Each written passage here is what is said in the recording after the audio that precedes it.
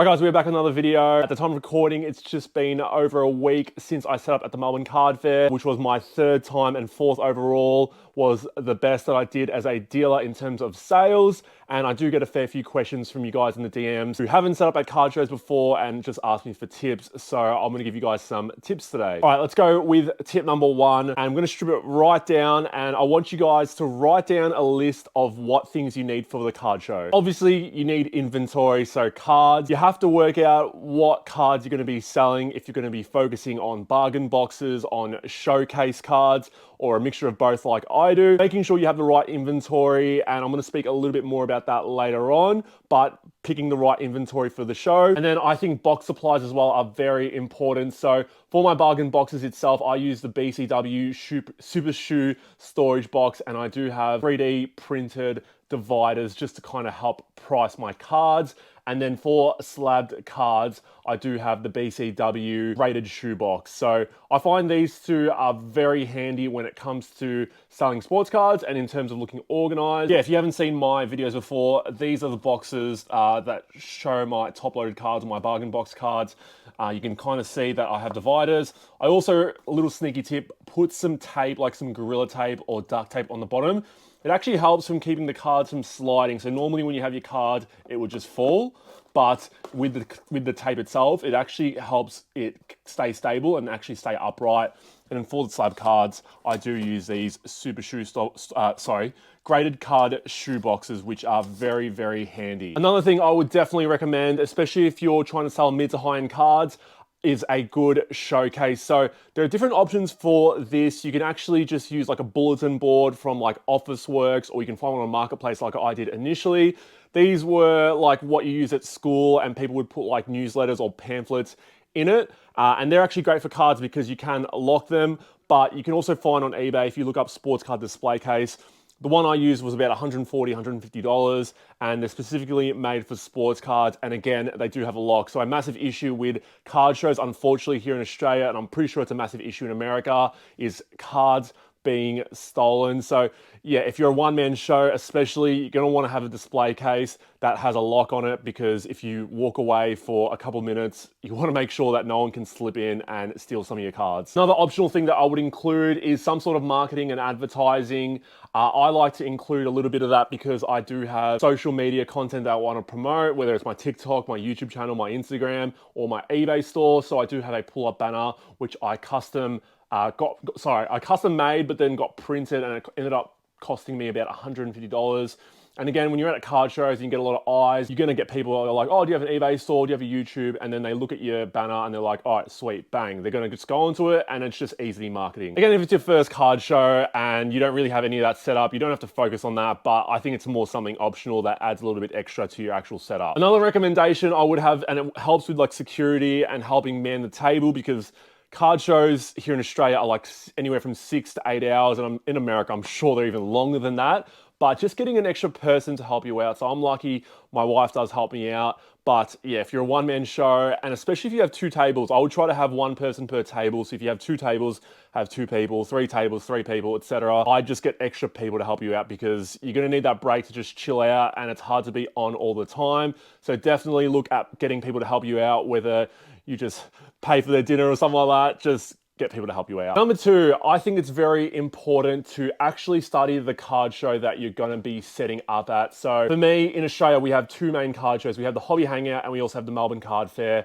For me, Hobby Hangout, I'm gonna focus more on my showcase sort of cards, because table costs are $200 per table. Melbourne Card Fair, $70 per table, and I want to have to try and make up the cost of the tables itself. So by making up the cost of the tables, I have to try and focus on putting out more expensive cards, because I don't really need to sell as many cards compared to the bargain boxes. But then at the Melbourne Card Fair, I know it's a more intimate sort of community, and people like going to the bargain boxes, and people like to, you know, pick stuff up for their PC. So that's when I would focus on the bargain boxes.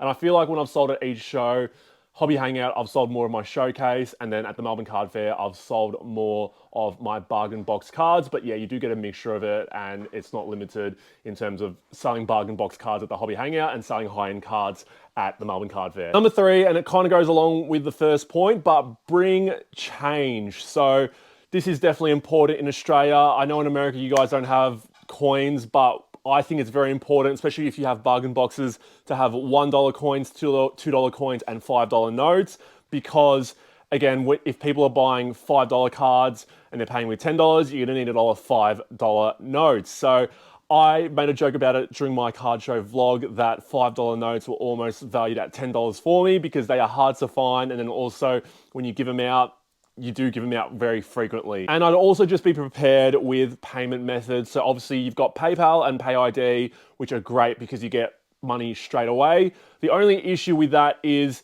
you can be distracted whilst you're putting your PayID or your PayPal in, and you're taking time away from, communicating and talking to other people that are potentially buying from you, but you're getting all the money straight away. And then the other recommendation I have is Square. So you can get a Square card reader. You don't actually have to use a Square card reader itself. You can actually get it on a phone like my wife did in my card vlog, but there's like a 1 or a 2% fee, and you can actually just PayWave debit cards on the Square itself. So another one that's really handy, but there's a small fee attached to it. Number 4, and this caught me out in my very first show, but bring extra cards, because when cards do sell inevitably, which they do, even though you might think you're not going to sell, you want to replace those cards, especially in the showcase itself. I think it goes back to, I don't know if any of you guys have ever worked in retail. You always want to make sure the shelves are full and they look really nice. It actually helps with buyer psychology. So when people see like an empty spot on the showcase, it actually doesn't look as amazing. So you'd rather fill it up with a card. So maybe put your more desirable cards that you're wanting to sell initially, and then when they start selling, then yes, have some spare cards on the side. I bring like an extra case of cards. Like, you don't really need too many, but just definitely bring some extra cards to have into the showcase, because again, it will make the setup look really nice. Number 5, this may seem very obvious, but be prepared with card prices. And I've definitely been to card shows before where I've walked up to a table and gone through cards and I don't see prices. And people just might think like, oh, just ask the question, how much does the card cost? But for someone that may be socially anxious or socially awkward, that's an extra barrier in terms of actually trying to buy the card itself. And some people will want to completely avoid that. And I understand that as well. And there goes a customer. So definitely price your cards in the days before. Don't just price them on the spot. I've also seen another card show. You have like a couple of hours to prepare beforehand. And I've seen people, as I'm walking around, they're like, still labeling their cards. Like, have this all done in the days before. Find a routine and a structure that will work for you. For me, I have a price label gun, and that's very handy for the showcase cards. And then with the bargain boxes, I allocate a color of tape to the card price itself. So $5, $10, $15, and $20. It works for me. I've had other people ask me to use it. It's not copyrighted, so you can use it as well, but it's very handy. And when people come up to the table, they're always like, all right, I know what I want. I'm after really cheap cards, so let's go through the $5 cards, and they know where to go, rather than cards that are all mixed up everywhere and they're like having to go through everything. People like to be efficient when they're sorting through cards. And again, it's very easy to do. Like, I've printed out a piece of paper and put them on my bargain boxes with the colors per card, and you literally just have to sort them by tape. And it's very, very easy to do. You don't have to label each single card. That will take you so much time. If you just grab a group of cards and go like, all right, these are gonna be $5 and these are gonna be $10, it will save you so much time, rather than being like, all right, let's individually price them all, just kind of guesstimate and work out which price they will go for. Tip number 6, and I've said this already before, but try to be diverse in terms of what you bring to the show in terms of cards. So anywhere from low, mid to high end, but also sport. So the very first card show I set up at was the Melbourne Card Fair, which is primarily Pokemon, AFL, and NBA. And I was like, well, I'm not gonna bring too much NFL because not much of it is gonna get bought. And surprisingly, during the show itself, I had so many people ask me for NFL. And then when I brought it to the next Melbourne Card Fair itself, some NFL, people were just like gravitating towards it, and they were just like, wow, it's unbelievable. It's so good that someone has NFL here. So that is a massive tip for me. Be diverse, know the crowd, but also be diverse, and don't be afraid to bring other sports.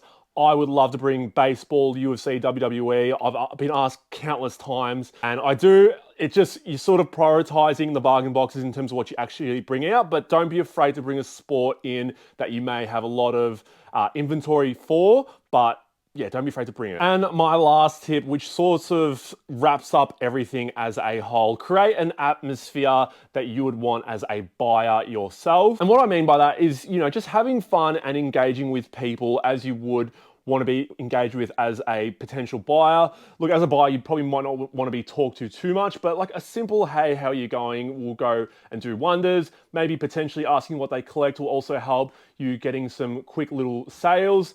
People like that customer service. You know, it's good to be standing and talking and attentive to people compared to someone that might be just sitting down, you know, shoulders slumped, and then they're just like, oh, on their phone, they can't be bothered. People aren't going to want to gravitate to those sorts of tables. Again, some people might be fine with that, but I think it's good to be standing, talking, and engaging with people rather than being distracted on your phone. Create the atmosphere that you would want to be as with a buyer. But yeah, guys, that is it for me wrapping up my card show tips. I hope you guys learned something from that, and you guys better hit me up when you guys do set up at your very first card show itself and let me know how you guys went. If you appreciate the content, make sure you hit the like button down below and also hit the subscribe button if you haven't already. And yeah, I appreciate you guys as always, and I'll see you all in future videos. Take care.